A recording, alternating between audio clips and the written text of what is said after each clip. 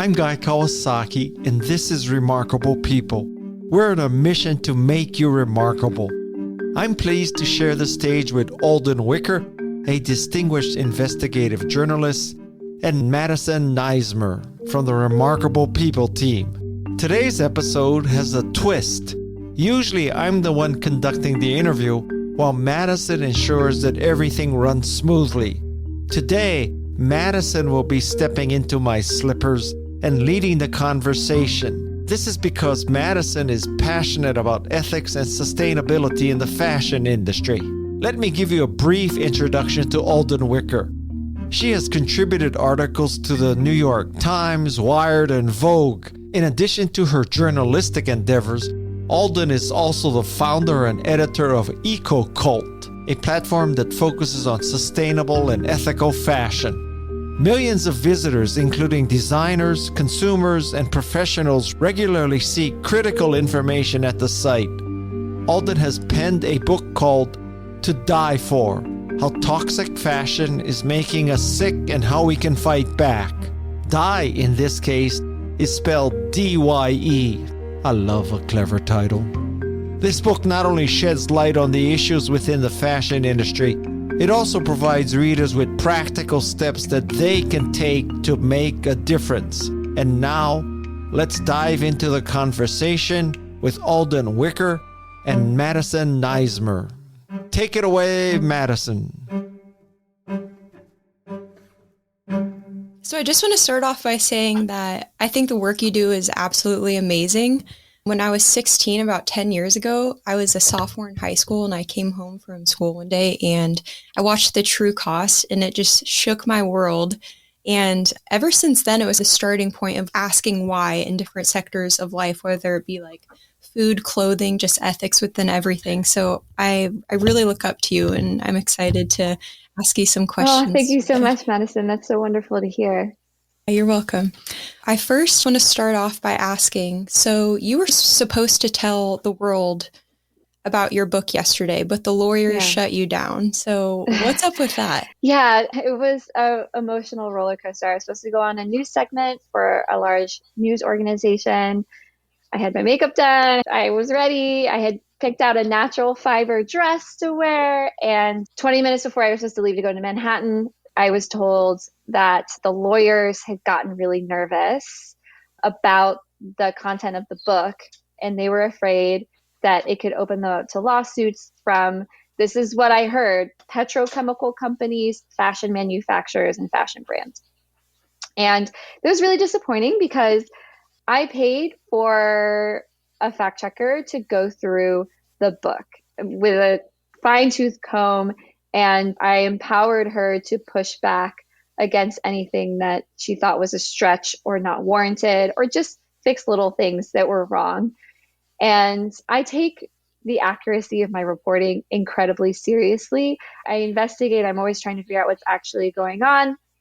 And I talk to a lot of researchers and scientists. I really went out of my way to find primary research about this. And it was just really disappointing that they felt that they were so scared of just the idea that they could be sued for having me on a 6-minute segment, that they would torpedo the whole program. Wow, that is crazy. Well, I'm sorry to hear that happened. And it's just another testament to how strong you are in speaking up, and the work you do, like, people need to hear it. And it just shows maybe some of the guilt that they carry with knowing what they're doing is wrong. So my next question hits a little close to home too. And it is, how is your copy editor's father-in-law and the tumors that were caused by his Australian God, that's such butch a good question. The last time I heard, he was fine, but now I'm going to make a little note here to check in with her. She actually emailed me the other day just to say, like, I'm very excited for your book coming out. It's changed the way I've shopped. And I feel very negligent that I didn't check in with her about her father-in-law. So I'm going to put it in my notes to do that. And was that hat ever tested? No, I'm curious. I think he threw it out. And also in the book, I decided to go through my own testing, and it cost me almost $10,000 to have 5 things tested for a limited number of chemicals. Testing is not available to normal people. A lot of places won't even test things for consumers. They will only work with companies. So this isn't something that normal people can do. Yeah, and I think I remember you started off with more items and it was costing you upwards of, what was it, like $42,000 It or was something? wild. I was warned that it would be expensive, but yeah, and sending over $10,000 and then being told that I had a small budget was very humbling. Yeah. Wow. So the first one is there are tens of thousands of different chemicals used to manufacture garments. How can they all be tested and then regulated? Yeah, the Pandora's box has been opened. A lot of these chemicals are just out there. And what's really scary is that scientists are just finding these chemicals. And when they try to look them up in the literature, they're just not there. Not only have they not been tested, they're not labeled, they're not categorized, especially in the United States. These chemical manufacturers are creating chemicals and releasing them without giving the government or the public the information that we need to know that, first of all, that they exist, and second of all, if they're safe. So we could start moving towards a better system. The European Union requires chemical companies to provide all of the research available and all the information available. And for any chemical that they create, manufacture, use, import at over a ton. And a ton sounds like a lot, but it's not when you're talking about like an entire continent. So that's something that I would love to see happen. I would also love to see a tariff and tax system set up to tariff and tax chemicals, use and importation of chemicals and products that have suspected toxic chemicals, to fund research, because we need a lot more research and we need a lot more funding for that research in order for it to happen. And it needs to be sped up. It can take a really long time. So that's something that I would like to see happen as well. One thing I'm wondering though is as soon as a chemical is regulated, won't manufacturers just find something else that does the same thing and causes the same harm but just hasn't been regulated yet? Like, what's the span of time between a new chemical being created and it being regulated? Decades. It can take Oh my decades for a goodness. chemical to be regulated because, like I said, research can take decades. So first there has to be a clue that something's going wrong. And then the researchers have to get the grants, start researching it. It can take a really long time for health effects to show up. For example, research on workers in permanent press factories. So these are factories that were taking cotton, making it wrinkle proof. The research coming out showing that they had a higher incidence or risk of leukemia after working around formaldehyde every day came out decades later after they were there. So that can take a really, really long time to do that. So yes, and what you're describing, which is this chemical is regulated, we're going to create a new chemical to use instead, that's called regrettable substitution. That is when, for example, everybody's scared about BPA. We're going to take BPA off the market, and then we're going to slide BPS in there. And that's why a lot of advocates are advocating for regulating chemicals as a class. So if it has a similar structure, if it's any type of PFAS, if it's any type of bisphenol, which is bisphenol A, bisphenol S, if it's any type of thing that we know one of them is really toxic, we should be regulating the entire class the same way, because we're never going to test 12,000 types of PFAS and prove that they're all toxic or not toxic. We should just regulate them all. Yeah, I agree. And I feel I also see this within the cosmetic and food industry. Like they take one thing out and then now it's like, okay, now we're going to put natural flavors or like a different word for parfum. And you're like, okay, it's pretty much the same thing. Yeah, So, absolutely. And you know, what you're saying is that was one of the more difficult things about researching this book, is that a lot of chemicals, they have a lot of different names. So I would be trying to triangulate. I'd be like, okay, tributyl phosphate, what is that? And then I would find it with two different other names in the literature. And that made it really hard for me to connect the dots. So you're right that it can be really confusing. so you mentioned clothing having an ingredients list in your book multiple times. So let's say it happens. Clothing now has an ingredients list. Food also has an ingredients list too, but that doesn't necessarily affect what people are ingesting. So is this going to really change anything in the long I run? think so. I do think so. We could look at food. We could also look at beauty products. So the natural organic beauty product market has grown very, very popular. And maybe it doesn't affect right away what people buy, but it does give watchdogs and advocates the ammunition they need to change things. For example, I don't know if you remember, but Johnson & Johnson had to pay out a settlement because of the asbestos that was contaminating their talcum powder. And so now a lot of people are avoiding talcum in their beauty products because of that. Also, you can easily find out if there's talcum in your beauty product.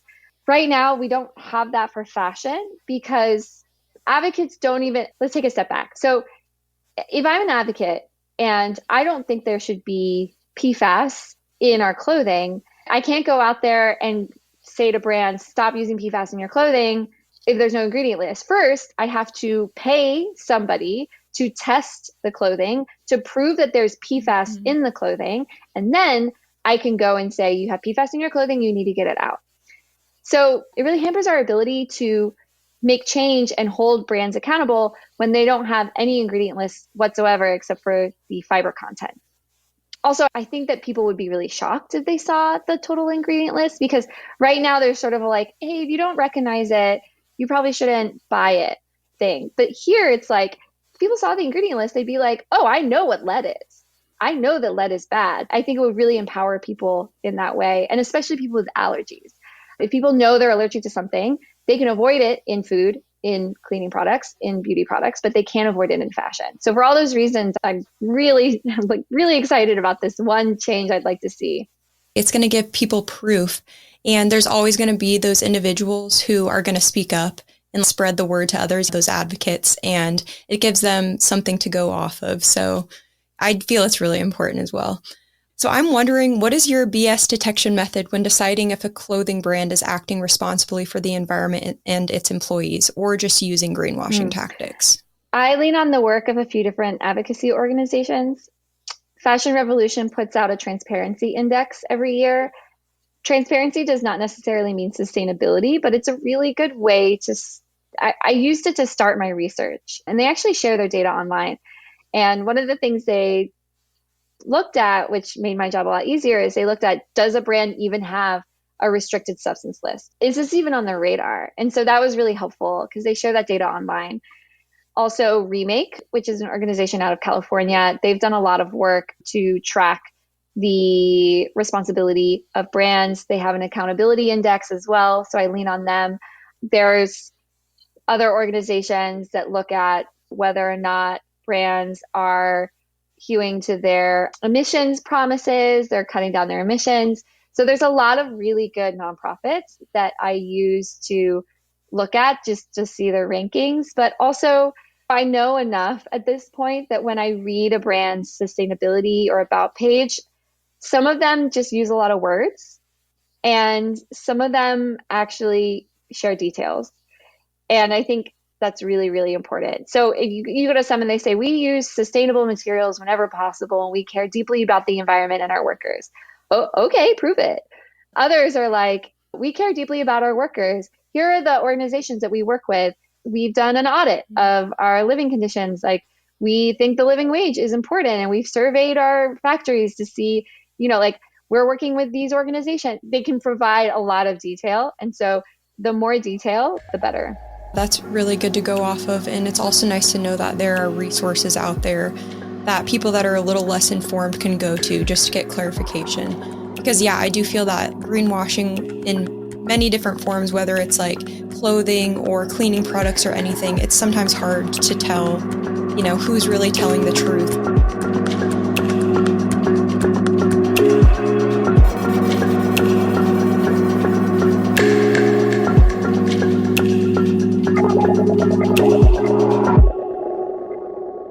So if you were going to buy a pair of jeans because you truly needed a pair of jeans, which brand would you buy from? Oh, okay. I have lots of jeans that I love. Before I name a brand, I will say that I am a 100% cotton hard pants girl when it comes to denim. I love the way it looks. I think it's more flattering. I'm a real denim person. So what's interesting about denim is there's real denim and there's fake denim. So real denim is almost 100% cotton. It could have a little bit of stretch. When you flip it over, you can see the warp in the weft. So it's like darker blue on one side, and then it's lighter blue on the other.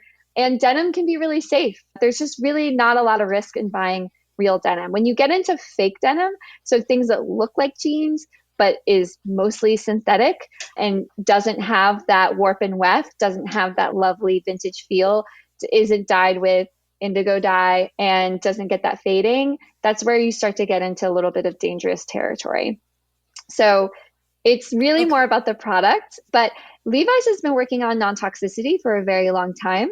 They're not perfect as a brand, but I think if you're going for affordable denim, they're really good. I also really like Nudie, technically a men's brand, but their stuff looks really good. All bodies, basically, all genders as well. So they're really good. Kings of Indigo is a great brand. So I would recommend all of those.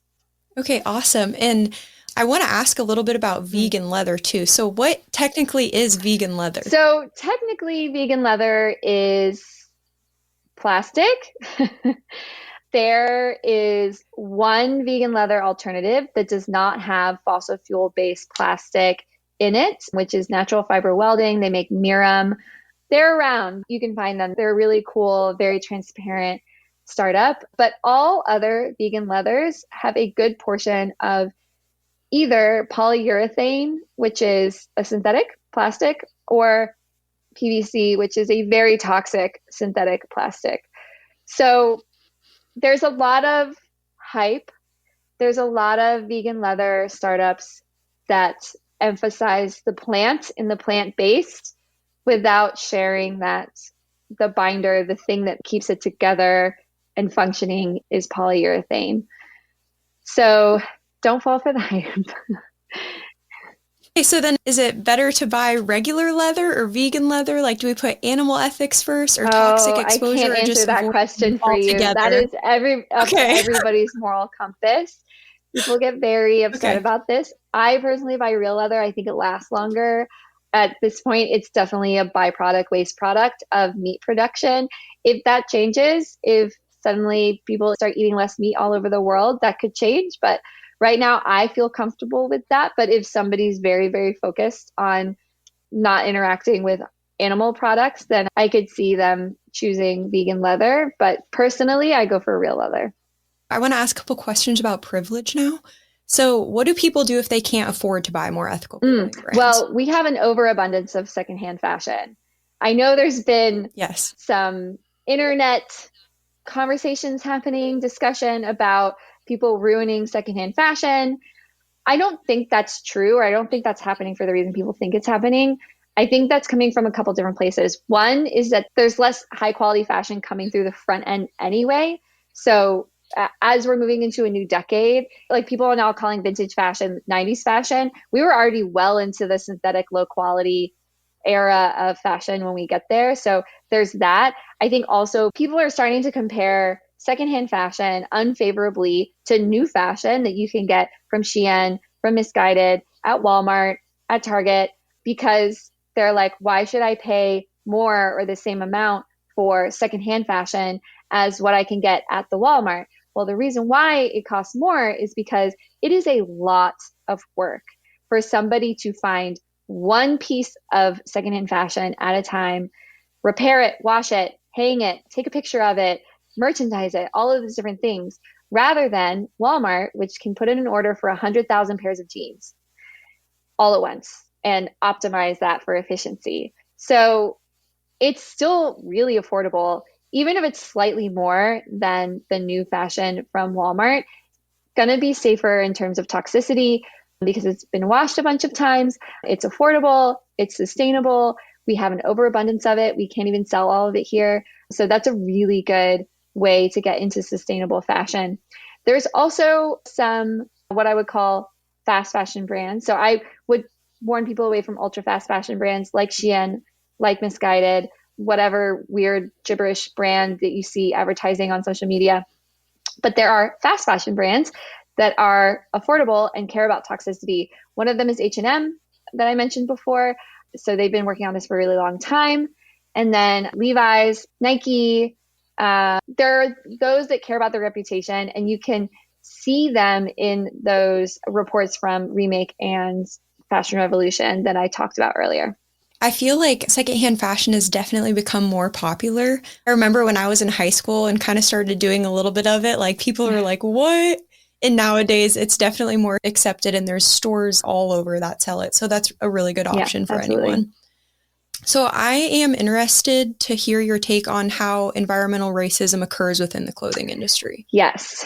So one way that environmental racism raises its head in the clothing industry is that garment workers are more impacted by the toxins in our clothes than consumers. This is absolutely true. It's why I traveled to India in order to speak to garment workers for the book.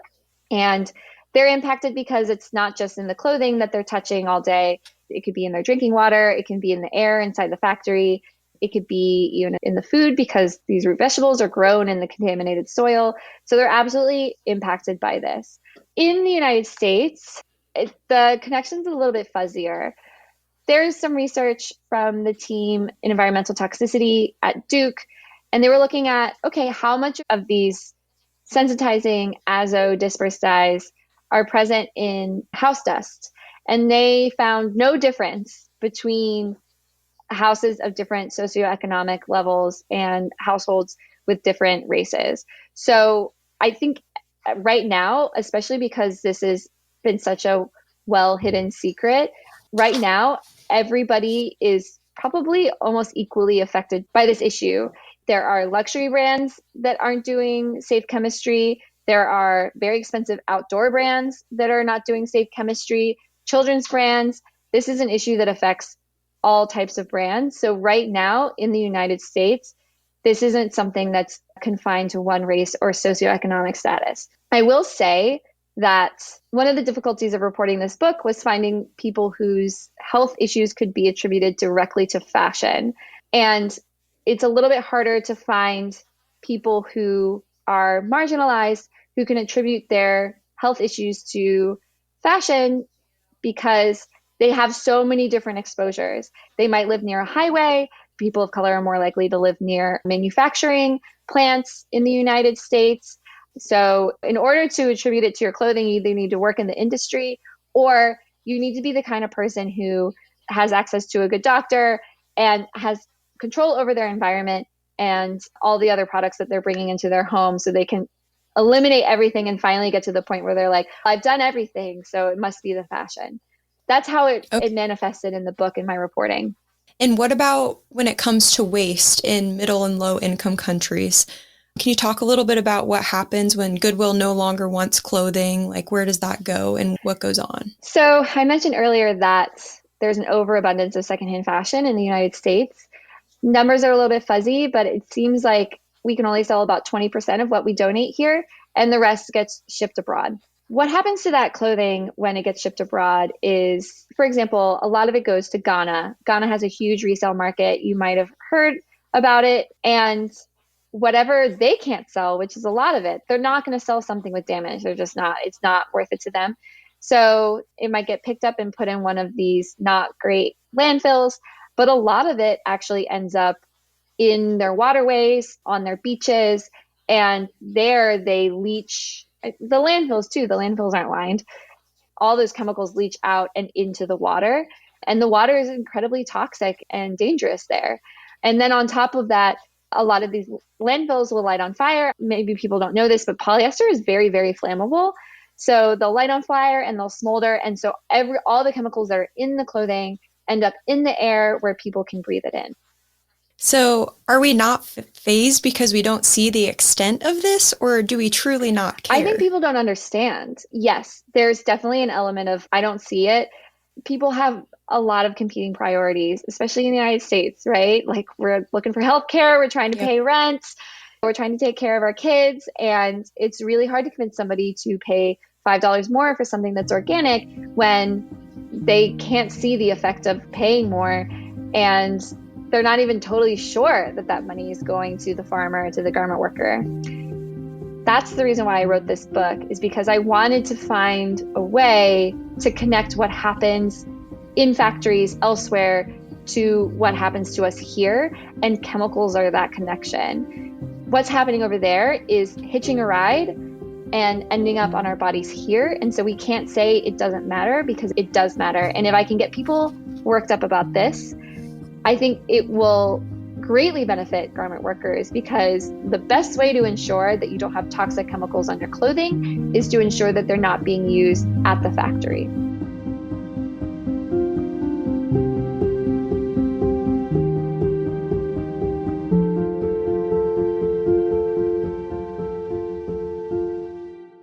So I'm curious, how do we better connect the buyer to the individuals who are like hunched over these sewing machines in bad working conditions? I think it's really important that us as consumers realize that it's not just a robot doing a job, like it's an actual living human. Yeah, I mean, that really is like one of the reasons I focused on chemicals, because it's happening to us as well. What's interesting is that I think the Rana Plaza garment factory collapse in 2013 really blew this open for people. At the time, nobody wanted me to write about sustainable fashion. It was impossibly uncool. Nobody cared. And then this factory collapsed. More than 1,100 garment workers died. And suddenly people were like, oh, we thought it was robots. It's actually people. And that's really what kickstarted the sustainable, ethical fashion movement of this past decade. I think we've potentially reach the limits of that movement being the way it is because of what I just described. It's really hard to keep people focused and to convince them to pay more when, they're not seeing those people at the other end. They don't see that connection. And I think that's why we're rightly moving into a new era of saying, okay, we're not going to shop our way out of this problem, especially a problem that is so complex and involves things like international development, chemistry, trade agreements, all of these different things that are outside the consumer's control. And so I'm really excited that the sustainable fashion movement has started looking more seriously at what we can do to put in place legislation to hold brands accountable and bring up the floor. So we can't rely on the good brands to do all the good work, because that allows the bad brands to continue doing what they're doing and undercut the good brands, right? So I think it's really interesting. Like people always talk about H&M as being, an example of terrible fast fashion. And then I was reading a news story and somebody in there said, oh, I would love to buy H&M, but they're too expensive. And that's what happens when we try to rely on brands to do the right thing. There's always a cheaper, less scrupulous brand coming in underneath to scoop up people and who want cheap clothing or who need cheap clothing, right? Who can't afford more expensive clothing. So that's what I would like to see. I think it's wonderful that people are connecting more and they want to know where their clothing has come from. But again, I think we've hit the limits of that. And what really drove this home for me was I was reading about the history of dye manufacturing. And when we manufactured dye in the United States, we spent a few decades, like there's whole towns that are poisoned by dye manufacturers in the United States who dump their dye right into the ground and the groundwater. And if you think about it, it's hilarious to think about us in the 80s going, don't buy clothing that is dyed with the dye from these manufacturers. No, what happened is the EPA stepped in and said, you just can't do this anymore. So I'd like to see more of that. Yeah, we need a lot more of that. So take me from the field to the mall. What are some things that happen in each stage? You got your cotton. You said field to the mall, so I'm going to not even do synthetic. So the cotton comes into the gin. The gin cleans up the cotton, gets all the seeds out, and then they start applying things so that they can spin the cotton. So they might use surfactants to clean the cotton, and then they put oils on, synthetic oils, to make it so they can, process it. And then they're weaving it and they put more chemicals on to aid in that process. And then they use other chemicals to strip those chemicals off. And then they put it together in a fabric. They ship it to the dye house.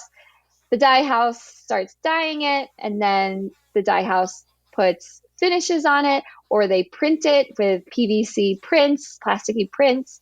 That's where I got to see the process. And I'm telling you, when they were printing this roll of fabric with this Disney character, it smelled like a budget nail salon in there. Have you ever walked into a budget nail salon and you're like, woo, smells like cancer? That is what it smelled like in there.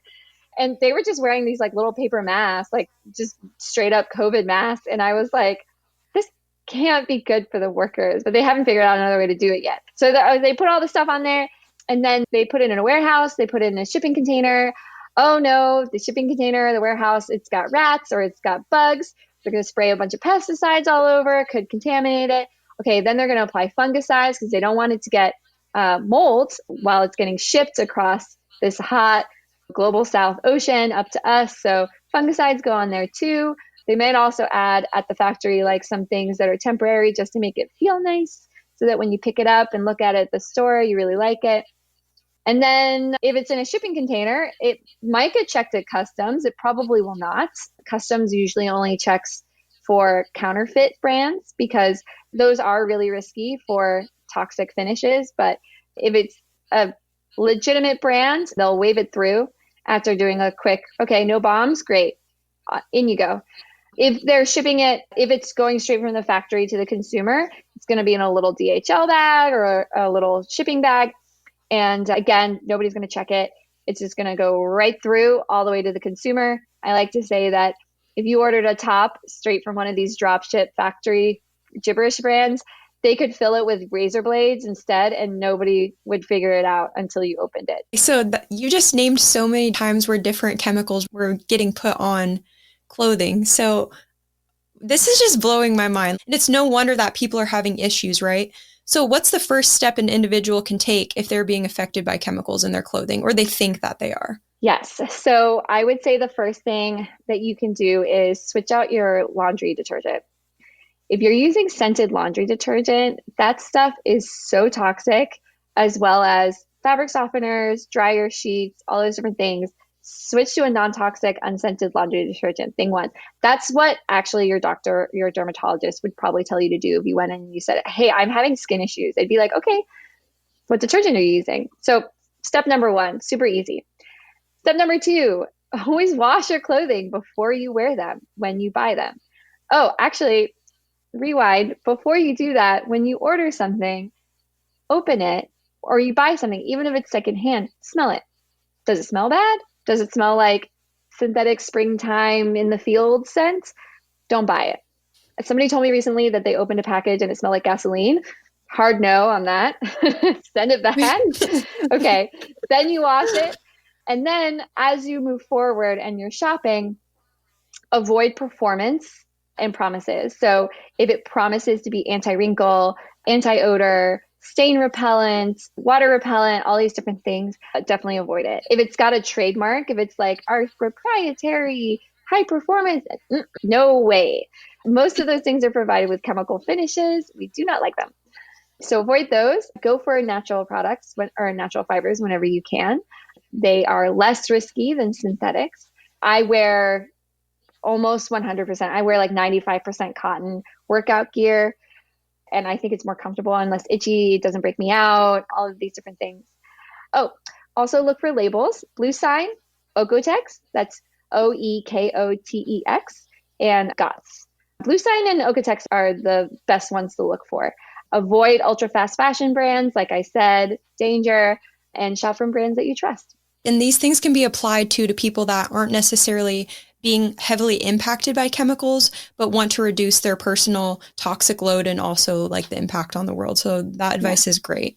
One thing that just came to mind for me, and this can really apply to parents, is can you talk a little bit about the children's clothing and the issues with chemicals within that? Because that's just on a whole nother level of wrong to me. In the United States, the only federal regulations for what chemicals can be put on clothing are for children's brands. So that's good. They say you can't put lead, you can't put cadmium, and you can't put certain phthalates in children's clothing.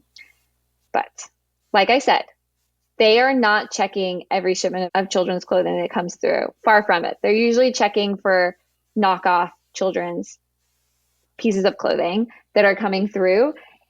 The Consumer Product Safety Commission is more likely to recall children's clothing that doesn't conform to a flammability standard than something that is causing skin burns. There have been times in the past where Carter's, for example, had thousands of reports from parents that the tags inside their infant clothing were giving the babies skin burns. Like they were taking their kids to the ER, some of these parents, and the CPSC did not initiate a recall. So that's really, really alarming. There had been tests of children's products. So there was a test of Shein children's clothing, Zaful, and another ultra fast fashion brand that was sold in Canada by the Canadian Broadcasting Corporation and a researcher that I interviewed for the book.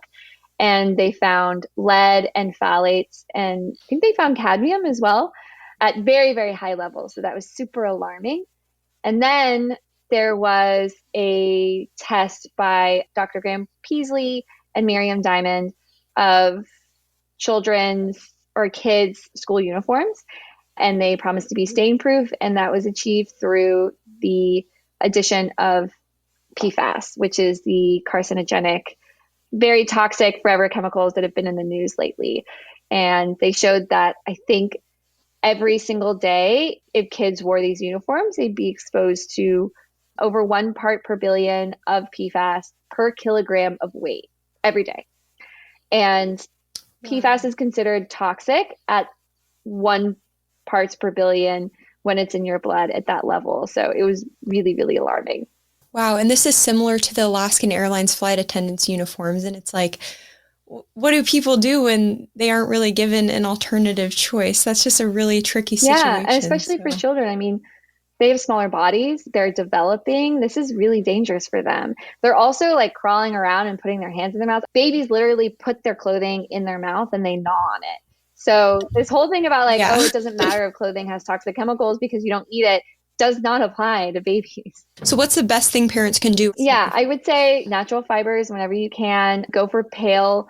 Try to avoid neon saturated colors. Any things with prints on it, those can be really, really toxic. Actually, I had a college t-shirt tested that had a foil print on it, and that foil print was really toxic, especially bad for kids because, again, they can like gnaw on things and put things on their mouth. And also, we do have a guide to non-toxic kids wear and maternity wear on ecocult.com, so I would refer people to there. Perfect. Okay, well, I just want to give you a second to pitch your book, but first I want to say that your title is absolutely excellent. To Die For, what a great title. So yeah, tell us about your book. Yeah. What's your book? So To Die For, How Toxic Fashion is Making Us Sick and How We Can Fight Back. It took me 1.5 years of deep reporting. It includes a lot of research that never before put together is seen research around fashion toxicity. A lot of people believe that what happens over there stays over there, but in fact, it is on our clothing, it's on your clothing, it's on my clothing, and these chemicals are known toxins. They are linked to cancer, they're linked to reproductive toxicity, they're allergens. This is a problem. It's been very underreported, but there's a lot of information in the book, and it's not just about fashion. I started into this because of fashion, but it became about chemical sensitivity. It became about autoimmune disease. It became about eczema. It became about how employees and women are gaslit so often by people who have an interest in putting profits over people and over people's health. So it's about chemicals in the United States and how we're not being protected. So it's about more than just fashion, but it's through the lens of fashion. And I think everybody will find something in there that can help them live a cleaner, safer, healthier life. And that's a wrap on today's episode of Remarkable People with the incredible Alden Wicker. We hope you enjoyed this deep dive into the world of sustainable fashion and gained valuable insights from Alden's expertise. Remember to check out Alden's work, including her internationally respected platform, EcoCult, ECOCULT, where you can find reliable information and fact-checked resources on sustainable and ethical fashion. I'm Madisun Nuismer, and this is Remarkable People. My thanks to Jeff C., Peg Fitzpatrick, Shannon Hernandez, Alexis Nishimura, and Luis Magana, all part of the Remarkable team. And last but not least, my boss, Guy Kawasaki, who continues to push me to do hard things, such as conducting this interview. As he usually says, until next week, mahalo and aloha.